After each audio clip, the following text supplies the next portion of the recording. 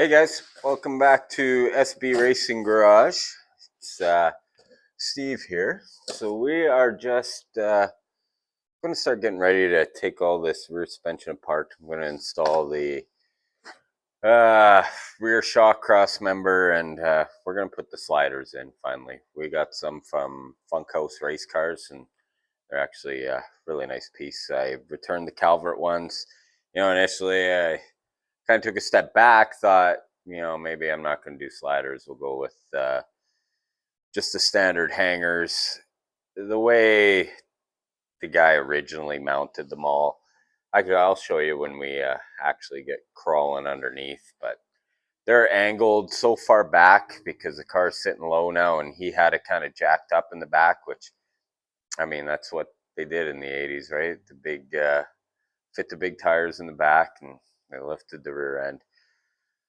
So now that we got to drop down, they're at a real goofy angle, and I got to cut it all out anyway. Might as well and start fresh. Might as well go with the rear sliders. Doing all that, it kind of got me thinking. I've actually had a lot of questions on, like, buying a car from Dan. Why would you do something like that? Don't you see that he's a hack? I see comments all over his page. I see comments on, even like Vice Grip Garage pays those guys. In my opinion, are they hacks? No, not at all. Like, to me, they're getting cars that were sitting in a field, running and driving for the next guy to kind of get your feet wet with it. If you're buying a car from them as a project to get going on, it's a great start. It's something that they're bringing a car back from the dead, in my opinion. Do they do some, funky methods and those kind of things just to get her going? Absolutely. And who can blame them? Like, David Freiberger says it best: don't get it right, just get it running. That's what they're doing. They're bringing old cars back from the dead. And, knowing Dan personally, I don't know any guy that works harder than him. He goes to work every day, and then he comes home, and then he's in the garage till 12 o'clock at night. I don't think my wife would be happy if I was doing that, but hey, it works for them. Danny's doing a great job videoing, but just wanted to say, like, even a car like this, I knew what I was getting. I knew exactly what it was. I knew what he did to get the thing running, and that's the other aspect of it. With YouTube, nothing's hidden. Like, you're not buying a car off, say Barrett Jackson, where it looks beautiful going across the stage, but it's 10 pounds of body filler, and, it doesn't run right, or is wired like garbage, whatever the case may be. You know exactly what they're doing, and it's just what you're comfortable with. And, there's things that you're going to redo. Maybe there's things that you like that they did, whatever it is, it'll be your car after. But when you see a car, and I've done it before, you buy a car out of a field, and then it's sitting there in your garage, and you start looking at it more and more, and you get these, grand schemes of what you're going to do and things like that. And it just winds up snowballing. I mean, this car snowballed for me. Lucky I'm kind of in the position where I can, you know, kind of make it to what I want and the level I wanted it at. But when I first bought it, I drove it for a year, just, puttering it around, and that was straight from Dan. I didn't really do anything to it. I think initially I broke a rocker arm shaft and had to replace that and put new rockers on it, and that was it. Other than that, it actually ran pretty good, I guess, considering.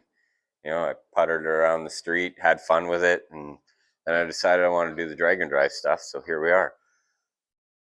Speaking on that, I am registered, so we got ourselves an official deadline, September, I think 13th it starts of this year, and we'll be having this thing here. Hopefully, we'll have it ready and tested, and on the trip, we have the old perimeter highway here. Ring Road basically goes around the whole city, and 56 miles. So I'm going to be doing a few loops of that just to make sure everything's running. Tuning it at the track will be one thing.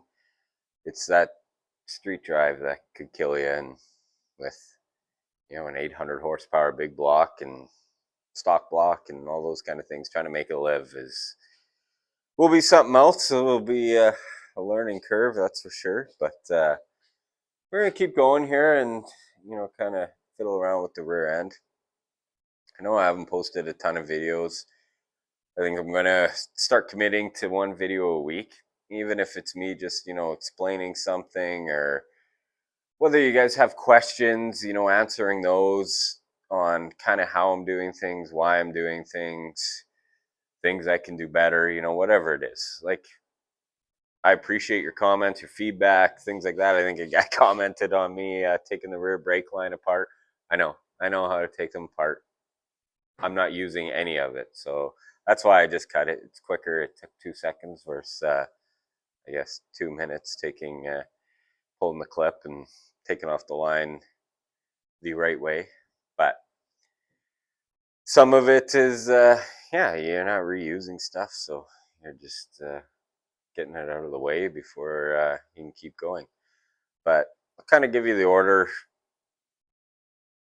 We're going to try to get the rear suspension just done, so it's out of the way, it's finished, complete. There's nothing more to do to it. You know, get the rear shocks measured up, all those kind of things. Not going to order rear shocks yet. We're going with Menser shocks.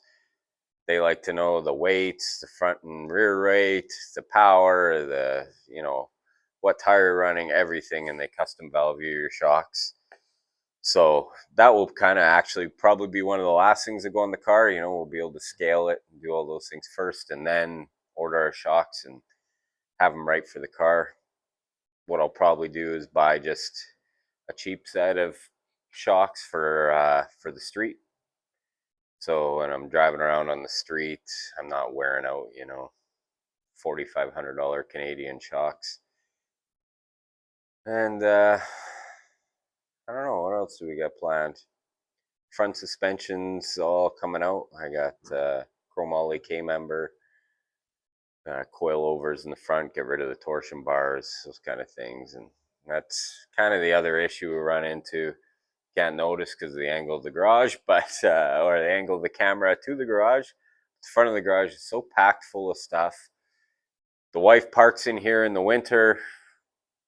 Where I live, it's minus 40 during the winter, so she's parked in here. She calls it her a princess spot. That she is adamant that, hey, you get your side, I get my side, and it's not my fault that the race car is on your side. So I guess she's not wrong, but when she's not at work, I pull everything out, and it's hard to find room, you know, to do the K member. I got to take the motor out and put the, you know, do the K member, put the motor back in, and it just becomes, you know, the engine stands in the shed in the back that's filled with snow, and it's sometimes just, you know, come summer, it's fine. I roll the car over into the center of the garage, we work on it, we get it done. You know, I'm not worried about how much room I'm taking up in the garage. I got a little more room, but it's kind of, you know, part of why I started this channel. I know I sound like I'm rambling, I'm going all over the map here, but sometimes you see other guys, you know, they're in these big shops and stuff, and honestly, this isn't a slight at that. It's kudos to them. You know, one day I hope to have my shop too, and be able to, you know, have room to do things and work on things all the time and that kind of stuff. But right now, it's just kind of, you know, just show you, like, you just do what you got to do with the confines that you have. Like, yeah, I'm in a small, well, I guess it's not tiny, but you know, just your little 2-car attached garage to the house, and trying to work on it. And you know, the wife's parked in here, and its floor's filthy because she's bringing it in off the snowy roads, and you got to move stuff around every time you want to do something. You're trying to hunt down where all your stuff is, because it's kind of all just been jam packed in an area, so you can try to fit her car in as well. And I know that's a battle for not just me, but probably lots of you. And yeah, I just wanted to, hopefully you guys could just see that, yeah, you don't need the big lifts and massive shops and, you know, hundreds of $1,000s worth of tools, and you just kind of use your brain and get it done. I grew up on a farm, and the old man always taught me, like, something breaks doesn't just stop you, or something's in your way. You got to get it done. If the field needs to be cut and something breaks on the tractor and there isn't a bazillion parts or whatever out there, you fix it and get it done with what you have. So that's kind of the motto I'm taking with this, where, yeah, I'm building it right, trying to do everything the right way, but at the same time, like, hey, you have some limitations and space confines, tool confines, and all those kind of things. So sometimes what you want to do isn't what you can do. If something needs to be TIG welded, well, I don't have a TIG welder, nor have I ever TIG welded. So then you're factoring in costs of taking it somewhere to get it welded, or there's just a lot of little things. But yeah, we're gonna keep going on this. Like I said, I'm gonna start trying to put out at least a video a week. We got to start ramping it up into high gear now, and it's warmed up a little here, and with the garage heater, it's comfortable. I mean, it's not t-shirt weather, but it's comfortable to work in. So we'll keep plugging away on this, and like I said, if you guys have any kind of questions, anything like that, you want to know how I'm doing, tell me anything, what you want to see, what kind of things, do you want to see me just flat out working on it? Do you want me to explain things as I go, so maybe you guys can get an idea of what I'm doing, or tell me that, hey, I'm wrong in doing what I'm doing, and those kind of things, get a discussion going? I'm all for that. I think it's great. I'm always here to learn, and I want to be able to provide you guys with what you want to see. So yeah, we'll keep going here. Next video, like I said, I'm going to be getting the rear suspension all going, get it all put together and finished, hopefully, for once and for all. Get it back end sitting where I want to sit, and then we can start. I think after that, because of, like I said about the front, I don't have the room right now to pull out the engine and that kind of stuff. So I got to wait for it to warm up a little bit, where I can tell the wife that she's losing her parking spot. After that, I think we are going to do the roll cage. I bought a roll cage from S&W, and I hemmed and hawed a lot about whether I was going to use it. Should I just get the local chassis shop here to weld me in a chromoly one, which obviously is lighter, probably save 30-40 pounds, TIG welded. It's nicer. They would bend it. Or do I put this mild steel one in, weld it myself? You know what? I got it. Worst case scenario, it looks like shit and I have to cut it out and take it to the shop. I've already got it. So we're going to give it a shot. It's not something I really take lightly, like it is safety of the car. And especially with my wife, she wants to drive it too. And, if it's just me, I'm bonehead and I've done a million stupid things. So it doesn't scare me to hop in whatever. But when you start realizing that someone else is going to be in the car, someone who means a lot to you, you start to worry about those little things. So that'll probably be the step after. We have fuel injection for the car now. We're going to be wiring it, get the fuel system done, we'll get the cooling system done, and then should be ready to fire up. And again, another thing I've debated on is headers. I think I'm going to do like fender well exits up the basically out the front fenders. Definitely not street legal here. Guys in the States do it. It's definitely more of a race car thing. But it's a race car. It's not going to be driven around the streets very much here, other than puttering it around, going to the odd little car show or whatever, things like that. It's going to definitely be more of the drag and drive. Maybe we'll get into doing some heads up stuff. Hard to say. The naturally aspirated motor, you're behind on everything. So yeah, that's where we're at. Thanks for watching. Let's try to build this channel into something special.